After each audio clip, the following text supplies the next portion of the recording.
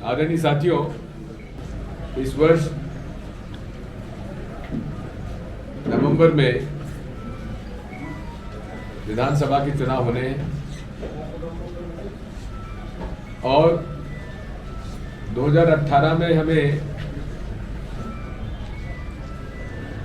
जनता द्वारा तो सरकार बनाने और चलाने का मत मिल गया, लेकिन भाजपा के धन बल ने कुछ बेईमान हमारे विधायकों को खरीद लिया,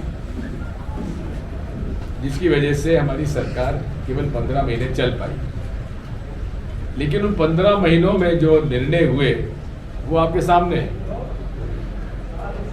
किसानों का बिजली का बिल आधा रह गया,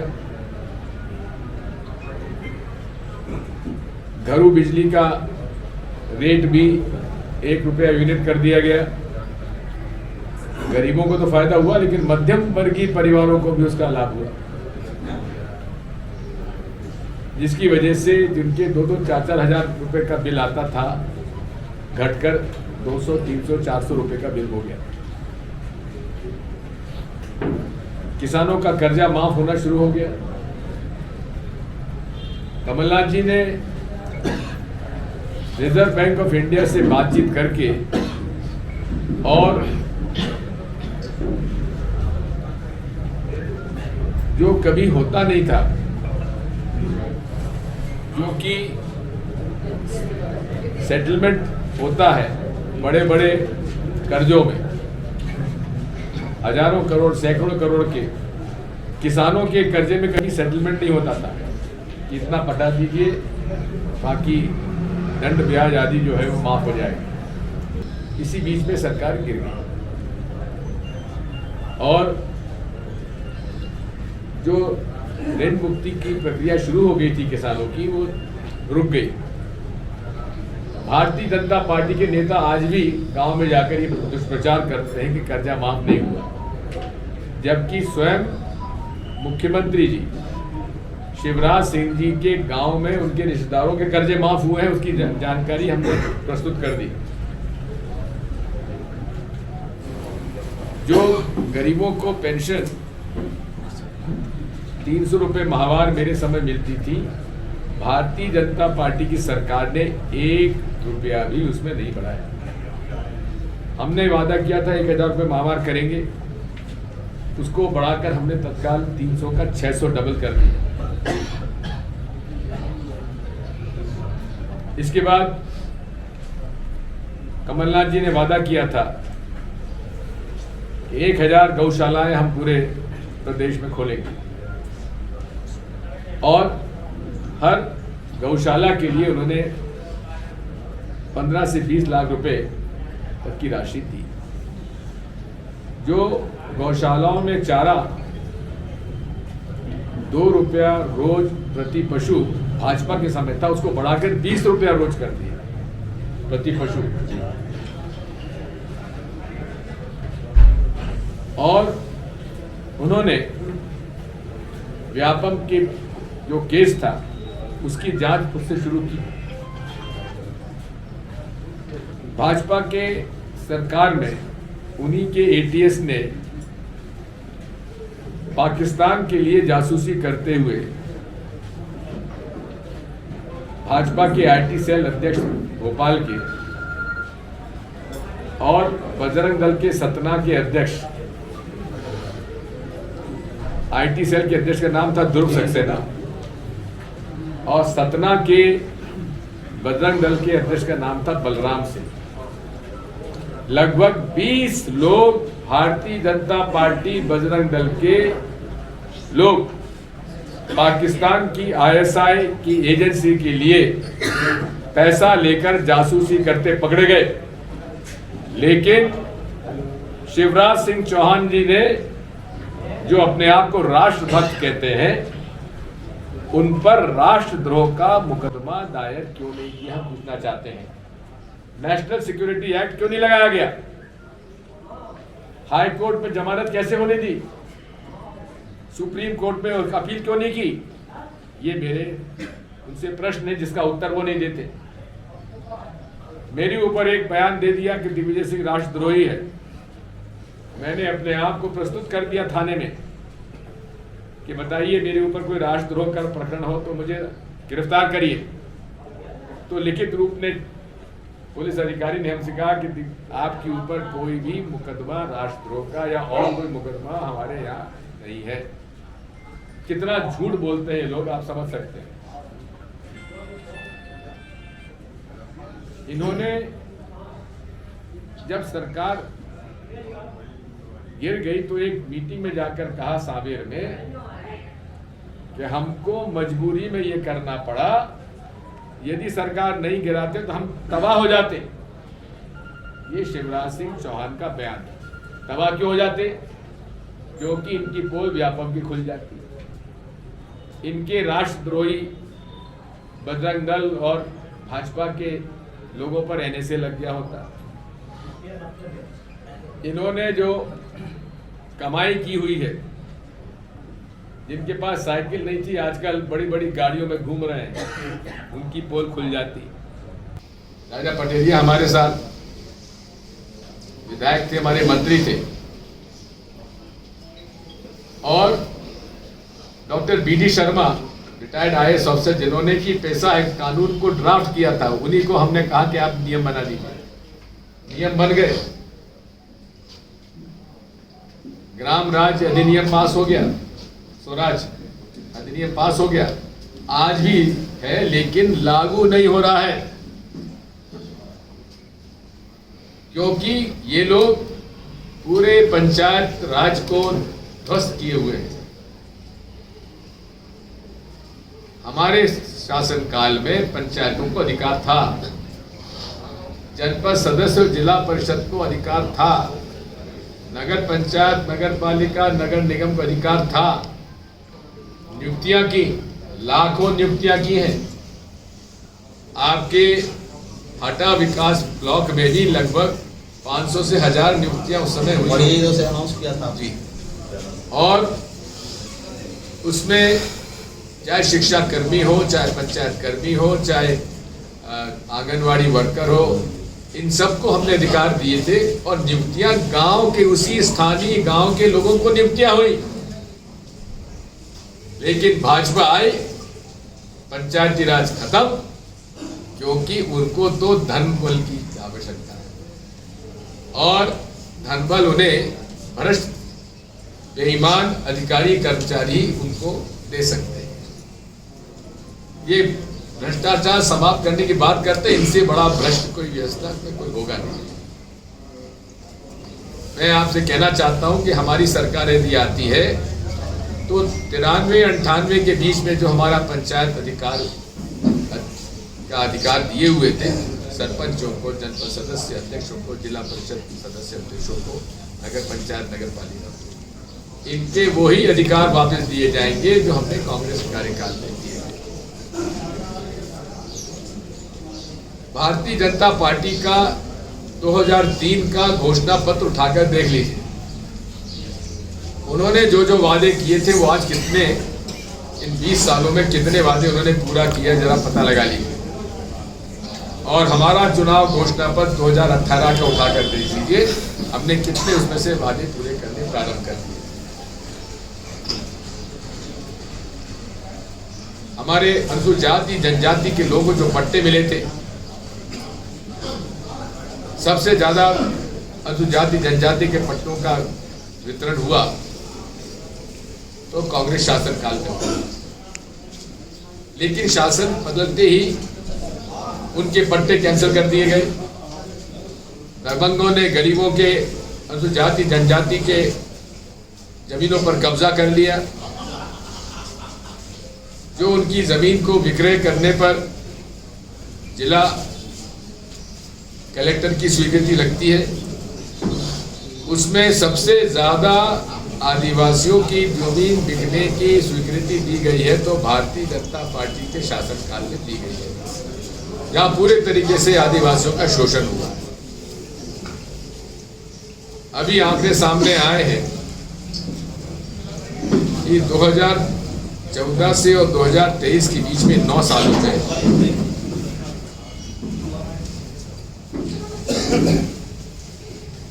गरीब और गरीब हो गया और कुछ चंद अति अमीर और अमीर हो गए।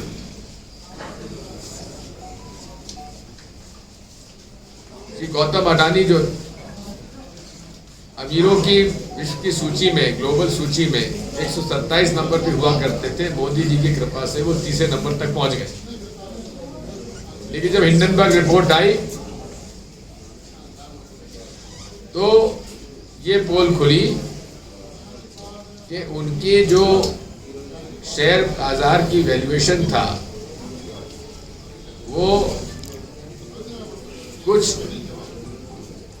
काले धन के इन्वेस्टमेंट की वजह से बढ़ गया।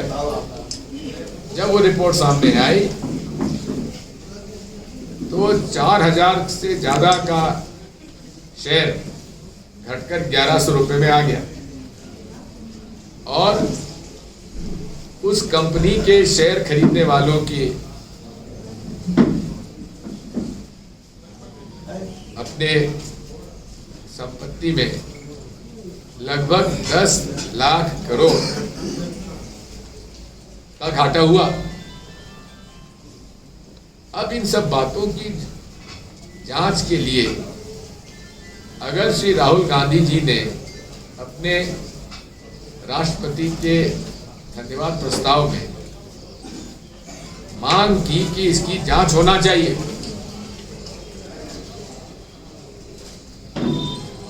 उन देशों में जहां टैक्स नहीं लगता है, कंपनी रजिस्टर हुई है जिन्हें शेल कंपनी कहा जाता है, और वहां ऐसी कंपनियों ने इस औद्योगिक घराने की हजारों करोड़ की पूंजी लगाई है, जिनके कंपनी में एक भी कर्मचारी नहीं है। अब आप समझ सकते हो कि ऐसी कंपनी कौन होगी जिसमें एक भी कर्मचारी ना हो और 9000 करोड़ की पूंजी वो लगा रहा है अडानी कंपनी में। राहुल जी ने यही तो पूछा, भाई ये पैसा किसका है? लेकिन मोदी जी से जब ये प्रश्न पूछा गया तो उन्होंने उसका उत्तर देने के बजाय जो सदन की कार्रवाई में उनका भाषण था राहुल गांधी जी का, वही उन्होंने विलोपित कर दिया और एक 3 साल पुराना प्रकरण उन्होंने बयान दिया था। एक 2019 के लोकसभा चुनाव में कोलार कर्नाटका एक बयान दिया था कि यहाँ से हजारों करोड़ रुपए बैंक का खाकर जो लोग भागे उनमें उन्होंने नाम गिनाए,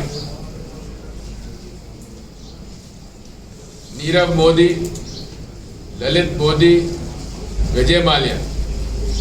और फिर उन्होंने कहा कि क्या कारण है कि जितने ये भगोड़े चोर हैं वो सब मोदी क्यों हैं?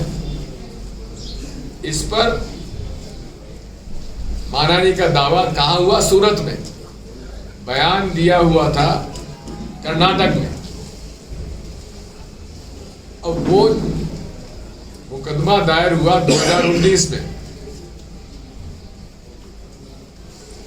जिन्होंने मुकदमा दायर किया उन्होंने हाई कोर्ट में उसकी सुनवाई पर रोक लगवा ली। हाई कोर्ट से स्टे हो गया और हाई कोर्ट से स्टे हो गया और 3 साल तक स्टे रहा और ज्यादा साल तो 4-5 साल तक। लेकिन 7 फरवरी 2023 के राहुल गांधी जी के भाषण के बाद, जिसमें उन्होंने मोदी जी से अडानी कंपनी के प्रश्न पूछे थे, उस पिटिशनर ने हाई कोर्ट में जाके कहा कि हमारी सुनवाई पर रोक जो लगी उसको हटा दी जाए। अब मैं चाहता हूं सुनवाई होना चाहिए। उसके पहले एक जज साहब वहां नियुक्त कर दिए गए और सुनवाई 27 फरवरी से चालू हुई और 23 मार्च को फैसला हो गया। और भारत के इतिहास में मानहानि के दावे में मैक्सिमम पनिशमेंट होती है 2 साल। 2 साल की सजा सुना दी गई। अब 2 साल की सजा क्यों सुनाई? क्योंकि एक सुप्रीम कोर्ट के ऑर्डर में यह है कि यदि किसी को 2 साल की सजा हो जाती है तो उसकी विधानसभा, लोकसभा, राज्यसभा की सदस्यता समाप्त हो जाती है। तो टारगेट था राहुल गांधी जी की सदस्यता समाप्त करने का और बहाना बना मानहानि दावा। और फिर एक नई बात शुरू कर दी, ओबीसी का अपमान हुआ है। अरे मोदी कोई जात होती है? रूसी मोदी, पीलू मोदी पारसी, ललित मोदी मारवाड़ी, नीरव मोदी जैन। अब आप बताइए ये कहां से ओबीसी? और एक भी ओबीसी देश में, एक भी ओबीसी भारत का पैसे का को की गड़बड़ करके देश से भागा, उसमें एक भी ओबीसी हो तो बताइए, एक भी ओबीसी बता दीजिए। ओबीसी को बदनाम करने की नीयत से सब ये काम किया गया। ये आजकल बड़े ओबीसी के समर्थक बनते हैं, लेकिन 1950 में आरक्षण का विरोध किसने किया? आरएसएस ने किया। गुरु गोलवलकर जी ने इसका विरोध किया, संविधान जलाया गया, तिरंगा झंडा जलाया गया। मंडल कमीशन लागू हुआ तो पिछड़ा वर्ग के आरक्षण का सबसे ज्यादा विरोध किसने किया? भाजपा ने किया। अब ओबीसी की अब बात करते हैं। मैं पूछना चाहता हूं, मध्य प्रदेश में ओबीसी के बारे में पहला कमीशन रामजी महाजन कमीशन किसने स्थापित किया? अर्जुन सिंह जी ने स्थापित किया। आरक्षण पहले किसने दिया? कांग्रेस सरकार जब मैं मुख्यमंत्री था तब दिया गया। 27% आरक्षण पंचायत और नगर पालिका निगम ने किसने दिया? कांग्रेस ने दिया। इन्होंने कौन सा काम किया? ओबीसी के लिए कौन सा काम किया? केवल उनको गुमराह करके उनका शोषण किया। मैं भी पूछना चाहता हूं, आज एससी एसटी के, ओबीसी के लगभग 1.5 लाख पद खाली है, शासकीय पद, बैकलॉग। उनकी भर्ती क्यों नहीं हो रही है? आउटसोर्सिंग क्यों हो रही है? एससी एसटी के बैकलॉग की भर्ती क्यों नहीं हो रही है? अभी इन्होंने पेशा को लागू करने के लिए कुछ पद निकाले और उसमें उन्होंने आवेदन बुलाए। उसमें योग्य आदिवासी बच्चों का की नियुक्ति नहीं हुई, इंटरव्यू नहीं हुआ, लिखित परीक्षा नहीं हुई। और कुछ अपने वो लोग जो कि उनके प्रभाव में हैं, उन आदिवासियों की नियुक्ति कर दी। इसमें 3rd डिवीजन है, फेलियर है, उनकी नियुक्ति कर दी। ये केवल अपनी विचारधारा को लोगों को ही रखना चाहते हैं और पूरी तरह से संवैधानिक संस्थाओं का हनन किया जा रहा है। कभी आप सोच सकते हैं कि देश का विधि मंत्री, कानून मंत्री आरोप लगाता है कि कुछ सेवानिवृत्त सुप्रीम कोर्ट के जज एंटी नेशनल है। एंटी नेशनल मतलब राष्ट्र विरोधी है। क्या ये जुडिशरी का अपमान नहीं है? हम इन सब चीजों का विरोध करते हैं। हमें विश्वास है मध्य प्रदेश की जनता इन सब चीजों को देख रही है। हमारे कांग्रेस के कार्यकर्ताओं को सताया जा रहा है। अब ये राजा पटेरिया मेरे बगल में बैठे हैं, इन्होंने इतना बार कहा था कि इनके राजनीतिक जो इन्होंने रास्ता अपनाया है, यदि अगर हमने 2024 में इनको नहीं हटाया या इनकी राजनीतिक हत्या नहीं की, ये कहा ना संविधान और तो इसमें इनको इसमें कर दिया कि इन्होंने नरेंद्र मोदी जी की हत्या की बात करी। यार कितना झूठ आप बोलते हैं। राजा पटिरिया जो बेचारे मक्खी नहीं मारी उन्होंने जीवन में, वो हत्या करने काहे को जाएंगे? ऐसे नहीं है, अनेक पूरे प्रदेश में हाँ इनके ऊपर भी केस लगा दिया। बात वही है, पूरे देश में झूठे प्रकरण बनाए जा रहे हैं। मैं कल गढ़ाकोटा में था। गढ़ाकोटा में कई हमारे कुर्मी नेताओं पर, दलितों पर, लोधी नेताओं पर पूरे तरीके से झूठे प्रकरण बनाए गए और उनकी जमीन छीन ली, पट्टे कैंसिल कर दिए। और एक मेरे पास शिकायत आई, मैं जांच कर रहा हूं कि कैसे अनुसूचित जाति को दिए गए हमारे समय जो पट्टे थे, जबरदस्ती झूठी रजिस्ट्री करवा ली गई और भारतीय जनता पार्टी के एक बड़े नेता के पुत्र ने वो सारी जमीनें खरीद ली। ये सारी जांच होना चाहिए। ये हालत सुर्खी और खुरई की है, झूठे प्रकरण। खुरई में एक महान व्यक्ति है जो हर कांग्रेस का के खिलाफ प्रकरण में वही एफआईआर दर्ज करते हैं। एक व्यक्ति 9 एफआईआर उन्होंने दर्ज कराई है। इतने महान व्यक्ति हैं कि जब ये घटना होती तो वो उपस्थित रहते हैं और जिनमें एफआईआर उनकी नहीं उसमें वो गवाह हैं। उन्हें वहां के माननीय मंत्री जी ने उनको नॉमिनेट किया है नगर पालिका में और कुछ और भी उनकी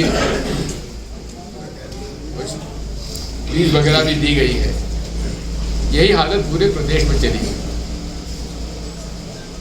हम चाहते हैं और हमारी मंशा है, कमलनाथ जी ने बयान भी दिया है कि ऐसे निर्दोष व्यक्तियों पे झूठे प्रकरण जो बने हैं पूरे प्रदेश में, चाहे कांग्रेस कार्यकर्ता हो या और कोई भी हो, अगर झूठा प्रकरण है 3 महीने के अंदर ये सारे झूठे प्रकरण समाप्त कर दिए जाए। इसी के साथ साथ ये भी तय हुआ है, पार्टी ने तय किया है, जितने कांग्रेस के कार्यकर्ताओं के ऊपर प्रकरण चल रहे हैं झूठे, उन प्रकरणों को कांग्रेस पार्टी के वकील मुफ्त में अदालत में लड़ेंगे। अब शिवराज सिंह जी को अपनी लाडली बहना की याद 20 साल बाद आई और 1000 रुपये प्रति माह देने की बात आई। अब 20 साल तक इसका इंतजार क्यों किया? अपनी बहना को याद करने के लिए 20 साल तक लाडली बहना की याद नहीं आई शिवराज सिंह जी ने। अपने भांजे और भांजियों को बेरोजगारी भत्ता देने की याद नहीं आई माननीय मुख्यमंत्री जी को। केवल चुनाव के अंदर लोगों को गुमराह करने के लिए ये उन्होंने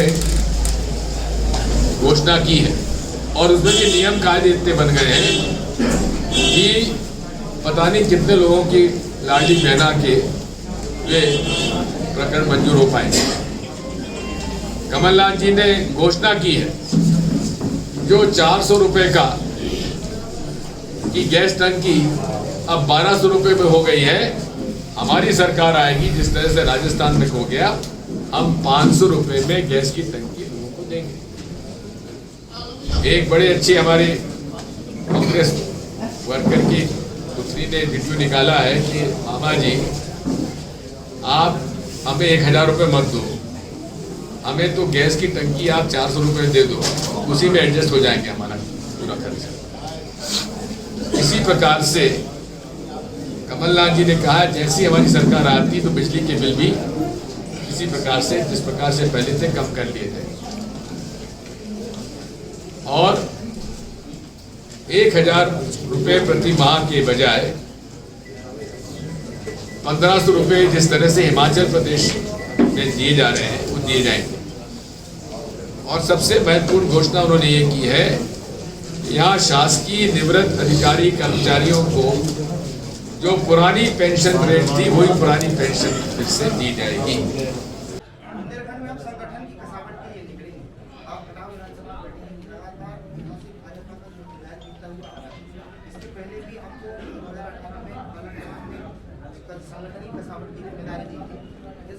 उम्मीदवार का चयन किस आधार पर किया जाएगा?